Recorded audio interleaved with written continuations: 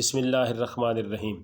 گوجرانوالہ ادبی فورم اور کارواں welfare society کے زیر اہتمام خوبصورت مشاعرہ منعقد ہوا، جس کی صدارت معروف شاعر جناب عرفان صادق نے کی، جبکہ میزبان محمد سعید بھٹی تھے۔ مہمانوں کا پھولوں اور مالاؤں سے استقبال کیا گیا۔ مشاعرے میں صحافیوں کی بڑی تعداد نے بھی شرکت کی۔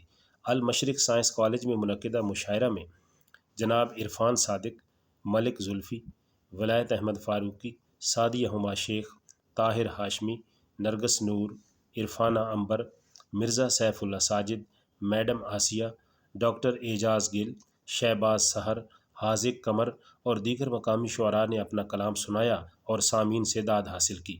اس موقع پر میزبان محمد سعید بھٹی نے مہمانوں کے ساتھ مل کر شعراء کرام کو ان کی خدمات پر گوجرانوالہ ویلفیئر فورم اور کارواں ویلفیئر سوسائٹی کی جانب سے ایوارڈ پیش کیے، تاکہ شاعروں کی حوصلہ افزائی سے تخلیقی اور ادبی سلسلے کو مزید نکھارا جا سکے۔